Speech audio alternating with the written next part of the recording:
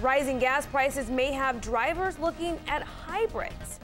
News 10's Natalie Sins joins us live with the answers to, is it worth it? Will you actually save money if you drive a hybrid?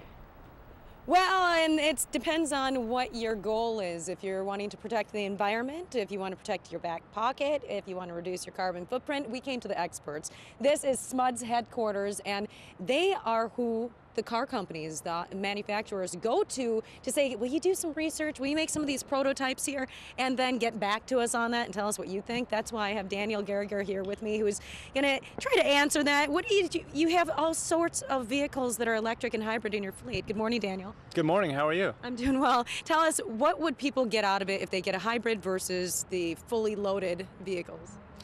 Well, with a normal internal combustion engine, you've got the emissions, you've got the gas prices. We're all looking at gas prices right now. We're almost at $4 a gallon. So what we're really looking at with the vehicles today, the Chevy Volt or the Nissan Leaf that are available at the dealerships, is you're looking at about $300 in electrical charging versus $1,800 gas on an annual basis. So you're spending $300 a year versus $1,800 a year in terms of electricity and mileage versus gas. Exactly. The new transportation, the new technology of these vehicles today in the transportation sector is really looking at replacing petroleum or augmenting it with electricity. So let's start thinking about electricity as a fuel.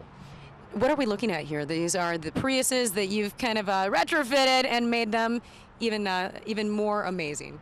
Well, what I like to say is SMUD got involved in really testing the technology to prove to the manufacturers and the community that this technology is viable. What's great is just around Christmas time, you can go to your dealership and pick up a Chevy Volt. If you pre-ordered, you can also pick up a Nissan Leaf. So the technology and the vehicles are here, and it's a really exciting time for transportation. Looking at this email, this just came in to us, this being from Deb Penny. She's talking about that she just bought a VW Sports Wagon Jetta turbo diesel, and she's saying, look, we got this because diesel is about the same cost of gas right now, and the maintenance, she says, on the diesel vehicles is less money than it would be on, say, a hybrid.